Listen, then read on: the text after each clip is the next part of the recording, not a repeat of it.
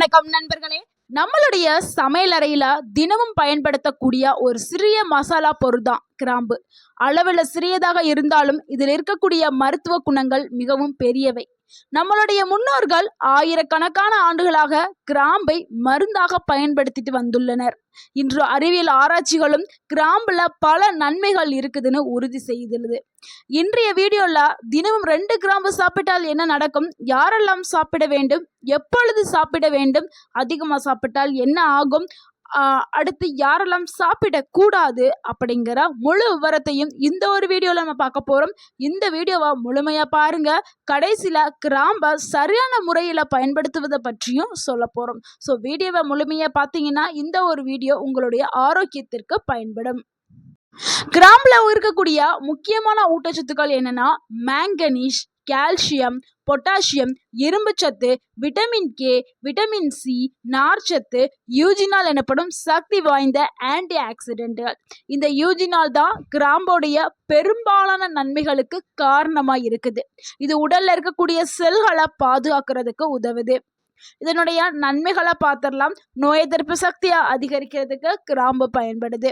அடிக்கடி சளி, இருமல், காய்ச்சல் வருகிறதா, தினம் 2 கிராம்பு மென்று சாப்பிடுவது உடல்ல நோய் எதிர்ப்பு சக்தியை அதிகரிக்கிறதுக்கு உதவும். கிராம்புல இருக்கக்கூடிய ஆன்டி ஆக்சிடென்ட்கள் உடல்ல கிருமிகள்ல இருந்து பாதுகாக்கிறதுக்கும் எதிர்த்து போராடுறதுக்கும் பயன்படுது. மழைக்காலம் மற்றும் குளிர்காலத்துல இது மிகவும் இரண்டாவது நன்மை, வாய் துர்நாற்றத்தை போக்குறதுக்கு கிராம்பு பயன்படுது. நிறைய பேர் பேசும்போது வாயிலிருந்து அவங்களுக்கு துர்நாற்ற ஸ்மெல் வரும், அதாவது பேட் ஸ்மெல் வரும். இதனால இவங்க வெளியில கான்ஃபிடென்ட்டாக போய் பேசக்கூட முடியாது, ரொம்ப தயங்கி இருப்பாங்க. ஸோ அவங்களுடைய தன்னம்பிக்கையை இழந்துருவாங்க. பலருக்கும் இருக்கக்கூடிய பொதுவான பிரச்சனை வாய் துர்நாற்றம் தாங்க. நீங்கள் கிராம்பை மென்று சாப்பிடும் பொழுது வாயில் இருக்கக்கூடிய அந்த கெட்ட பாக்டீரியாஸ் எல்லாமே குறையும், ஈறுகளுக்கு ஆரோக்கியம் கொடுக்கும். அந்த வாய் துர்நாற்றம் குறைய ஆரம்பிச்சிடும். ஏன்னா பேடு பாக்டீரியாக்கள் வாய்க்கு உள்ளே இருக்கிறதுனால தான் அந்த கெட்ட ஸ்மெல்லு வருது. ஆனால் கிராம்பில் இருக்கக்கூடிய ஆன்டி ஆக்சிடென்ட் என்ன பண்ணுதுன்னா அந்த பேட் பாக்டீரியாக்களை அழிச்சிருது. அதனால உங்களுக்கு அந்த வாய் துர்நாற்றம் போக ஆரம்பிச்சிடும், வாய் ரொம்பவே ஃப்ரெஷ்ஷாக ஆரம்பிச்சிடும். நீங்கள் கான்ஃபிடென்ட்டாக வெளியில் போய் 4 பேரை பார்த்து பேசலாம். ஸோ யாருக்கெல்லாம் இந்த பிரச்சனை இருக்கோ அவங்க கண்டிப்பாக கிராம்பை பயன்படுத்துங்க. ஒரு முறை பயன்படுத்தி பாருங்க, நல்லாவே உங்களுக்கு ரிசல்ட் தெரியும். இதனால தான் பல மருத்துவ பர்பஸைகள்லாம் கிராம்பு சேர்க்குறாங்க. ஏன்னா பல்லுக்கு ரொம்ப பெரிய ஒரு நண்பன் அப்படின்னா அது கிராம்பு தான். அடுத்து 3வது நன்மை, பல்வலிக்கு ஒரு இயற்கையான மருந்துனா கிராம்பு. நம்மளே வீடுகளில் பல் வலிச்சுச்சுன்னா என்ன பண்ணுவோம், உடனே கிராம்பு எடுத்து வாயில் வச்சு பல் வலி இருக்கிற இடத்துல வச்சு அதை நம்ம பல்லால் நல்லாவே நசுக்கி நம்ம கொப்பளிச்சு துப்புவோம். ஸோ இது நார்மலாக எல்லா வீடுகள்லையும் செய்யக்கூடியது. பல் வலி அப்படின்னாவே கிராம்பு தான் நம்மளுக்கு ஞாபகம் வரும். அது உண்மைதாங்க. பழங்காலத்தில் இருந்து இப்போ வர வரைக்கும் பல்வலி அப்படின்னாவே மக்கள் கிராம்பை பயன்படுத்துகிறாங்க. இதுக்கு காரணம் என்னென்னா அதில் இருக்கக்கூடிய யூஜினால் தான் அந்த பல்வலியை சரி பண்ணுது. கிராம்பில் இருக்கக்கூடிய அந்த யூஜினால் சொல்லக்கூடிய அந்த ஆன்டி ஆக்சிடென்ட் வலி நிவாரணியா நம்மளுக்கு செயல்படுது. பல்வலி இருக்கும் இடத்துல கிராம்பை வச்சா தற்காலிகமான ஒரு நிவாரணமும் கிடைக்கலாம், இல்லை நிரந்தரமான ஒரு பிரச்சனைக்கு சொல்யூஷனும் கொடுக்கும். ஸோ நீங்கள் தொடர்ந்து கிராம்பை பல்வலிக்கு நீங்கள் வச்சுட்டு வாங்களே, ஒரு 3 days 4 daysன்னு ஒரு வாரம் கிராம்பை நீங்கள் பயன்படுத்திடுவாங்க. வாய் கொப்பளிக்கிறது, கிராம்பு தண்ணியை கொதிக்க வச்சு வாய் கொப்பளிக்கிறது, இந்த மாதிரி நீ ஒரு வாரம் பண்ணிட்டு வந்தாவே அது நிரந்தரமாகவே அந்த பல்லு வலி போயிடும். அந்த அளவுக்கு நல்ல ஒரு மெடிசனாக இது இருக்குது. அடுத்து நம்ம 4வதா பார்க்கக்கூடிய ஒரு நன்மை என்னன்னா, ஜீரண சக்தியை அதிகப்படுத்துறதுக்கு கிராம்பு பயன்படுது. சாப்பிட்ட பிறகு வயிறு உப்பசம், வாய்வு தொல்லை, செரிமான கோளாறு இருந்துச்சுன்னா கிராம்பு பயன்படும். நிறைய பேர் ஹெவியான ஃபுட்டெல்லாம் இப்போ சாட்டர்டே சண்டே அப்படின்னு சொல்லிட்டு வீக் டேஸ் ரொம்ப ஹெவியாக போய் சாப்பிடுவாங்க, வெளியில் அவுட்டிங் போயிட்டு. அப்போல்லாம் இந்த மாதிரி பிரச்சனைகள்லாம் இருக்கும். ஸோ அப்போ என்ன பண்ணுங்க, ஜீரண சாறுகளை சுரக்கிறதுக்கு இந்த கிராம்பு உதவுது. ஸோ உங்களுடைய ஜீரண சார் தூண்டிருச்சுன்னா ஆட்டோமேட்டிக்காக உங்களுக்கு நல்லாவே நீங்கள் சாப்பிட்ட எல்லாமே செரிச்சு உங்களுக்கு செரிமானமாகி வெளியில் போயிடும். ஸோ அந்த வேலையை கிராம்பு பயன்படுது. ஸோ நீங்கள் எப்போல்லாம் ஹெவியாக சாப்பிட்றீங்களோ அப்போ கிராம்பு எடுத்துக்கிறீங்க. அடுத்து 5வது நன்மை, கல்லீரல் ஆரோக்கியத்திற்கு கிராம்பு பயன்படுது. இது யாருமே நீங்க எதிர்பார்த்திருக்கவே மாட்டீங்க. ஆமாங்க, கல்லீரலா முக்கியம். கல்லீரல்ங்கிறது நம்ம உடலுக்கு ரொம்ப ரொம்ப ஒரு முக்கியமான உறுப்பு. அத பலமா வச்சுக்கிறதுக்கு, கல்லீரல் செல்கள பாதுகாக்கிறதுக்கு இந்த கிராம்பு பயன்படுது. கிராம்புல இருக்கக்கூடிய அந்த ஆன்டி ஆக்சிடென்ட்கள் கல்லீரல் செல்கள பாதுகாக்கிறதுக்கு பயன்படுது. கல்லீரலுடைய செயல்பாட்ட ஆதரிக்கிறதுக்கும் கிராம்பு பயன்படுது. ஸோ கல்லீரலை நீங்க நல்லா சுத்தமா வச்சுக்கிட்டா தான் நம்ம ஆரோக்கியமா இருக்கப்படும்.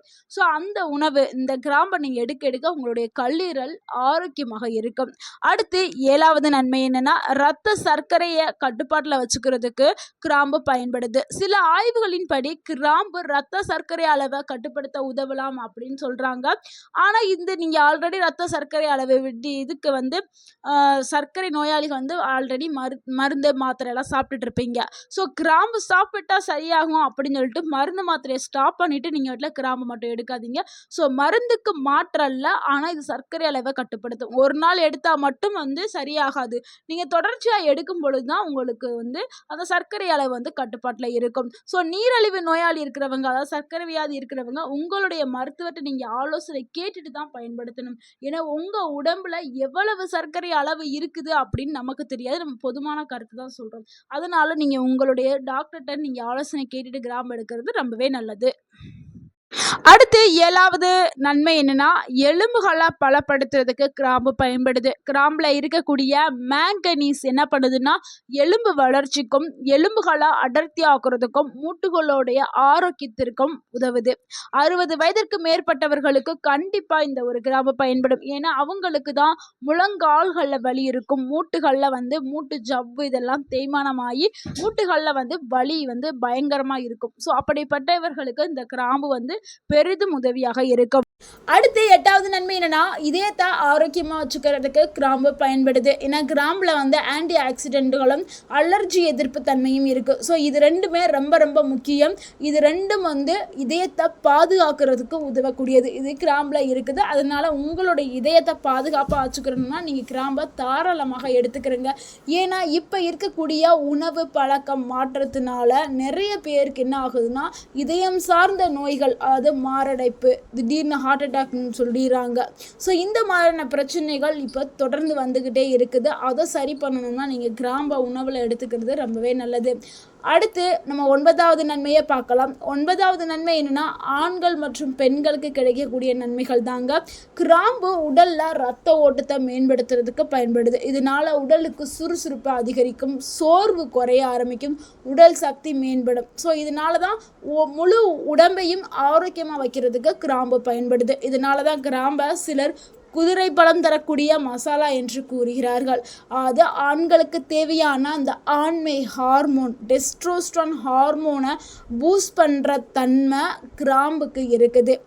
ஆண்களுக்கு தேவையான ஆண்மை பவரை கொடுக்கறதுக்கு பயன்படுது. அதே மாதிரி பெண்களுக்கு ஹார்மோன்களை பேலன்ஸாக வச்சுக்கிறதுக்கும் அவங்களுக்கு தேவையான ஸ்டாமினா பவரை கொடுக்கறதுக்கும் இந்த கிராம்பு பயன்படுது. ஸோ இவ்வளவு நன்மைகளை கொண்ட இந்த கிராம்பை எப்படி சரியான முறையில் பயன்படுத்துறது அப்படிங்கிறத பார்த்தோம்னா, சரியான முறையில் எடுத்தால் தானே முழுமையான ஊட்டச்சத்துக்கள் உங்களுக்கு கிடைக்கும். ஸோ காலையில் வெறும் வயிற்றில் 2 கிராம்பு எடுத்து நீங்கள் மென்று சாப்பிட்றது ரொம்ப சிறந்தது.